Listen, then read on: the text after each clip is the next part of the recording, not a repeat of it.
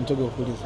Okay, bado ni majonzi na huzuni imetawala, na hapa tuko na Miriam Lukindo ambaye pia ni mwimbaji lakini pia ni mhudumu mkubwa sana wa masuala ya kiroho nchini Tanzania. Dada Miriam, kwanza pole sana na msiba, lakini pia neno lako kwa Tanzania. Tunamshukuru Mungu na nishukuru waimbaji wa Injili ambao kama ambavyo tulikuwa tunafuatilia ibada iliyokuwa ikiendelea pale Tabata kanisani wakiwa wanaongoja mwili. Nilifurahi kuona ushirikiano ule, waimbaji mbalimbali wakiwemo pale na sisi wengine tulikuwemo kushughulikia mambo mengine. Kwa hiyo nitoe shukrani zangu sana kwa waimbaji hao ambao wamejitokeza. Mungu awabariki, na ngoja tu nikwambie, maisha yako ya leo yana tafsiri kubwa sana ya maisha yako ya kesho. Kwa hiyo hakikisha unaishi vema leo ili kesho yako pia iwe nzuri. Yeah. Okay, Obi pia nawe ni msanii wa muziki wa Injili nchini Tanzania, na unafanya vizuri. Naelezwa kwamba ulikuwa karibu sana na Irene kwenye masuala ya sanaa. Neno lako moja tu kwa Tanzania.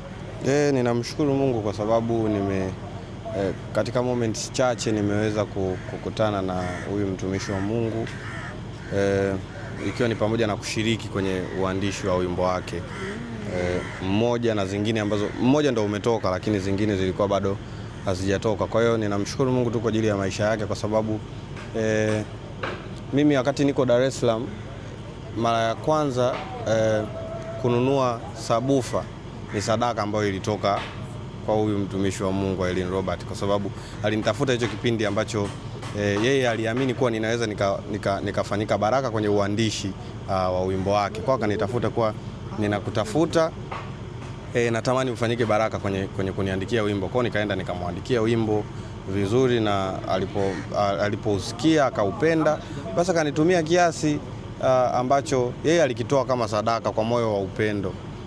Kwa ninakushukuru kwa sababu umefanyika baraka kwenye huduma yangu. Kwa ile sadaka mimi nikaitumia kununua redio yangu ya kwanza nikiwa Dar es Salaam. Kwa hiyo mimi nimehusika kwenye uandishi wa wimbo wake na nimefanikiwa kukutana naye mara chache, ikiwa ni pamoja na kwenye kipindi fulani alipitia changamoto fulani ambayo ndio ilikuwa inaendelea mpaka kufikia kwenye hiki ambacho kimepelekea umauti wake. Kwa hiyo mimi nimekutana naye kwenye situations mbalimbali, akiwa yuko kwenye furaha na akiwa yuko kwenye hichi kipindi ambacho alikuwa anahitaji msaada. Kwa hiyo ninamshukuru Mungu kwa ajili ya maisha yake kiufupi. Okay. Mmeonekana mkiwa karibu sana katika msiba huu, na hii inaonyesha kwamba nyinyi ni watu wa kushirikiana na kuweza kushirikia mambo ya watu.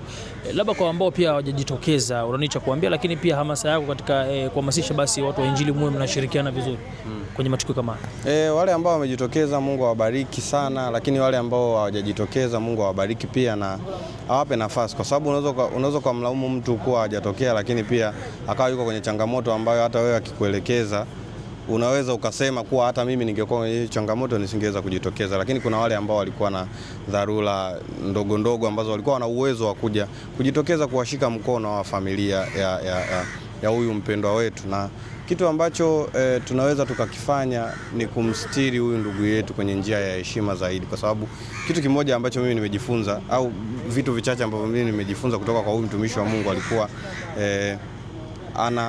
anapambania kumtumikia Mungu. Angekuwa ana uwezo wa kufanya muziki wa kidunia, alikuwa na uwezo wa kufanya muziki wa kidunia na hakuna mtu ambaye angemdai, lakini akasema mimi natamani nimtumikie Mungu kutokana na hiki ambacho amekiweka ndani yangu. Lakini pia kuwa na confidence, lakini pia kuwekeza. Unajua kwenye muziki wa Injili ni ngumu sana kupata mtu ambaye anawekeza sana, lakini yeye aliwekeza zaidi kwenye video zake. Ukiangalia, nadhani mtu mmoja ambaye ataingia kwenye YouTube channel yake ataangalia mtu alikuwa anatoa kiasi cha pesa ambacho alikuwa ajui ni lini Mungu atamrudishia, lakini katika hizo safari za kupambana na nini ameweza kufikia ukomo wa maisha yake. Naweza nikasema ametimiliza hatima yake ambayo Mungu alikuwa anataka aifanye hapa duniani.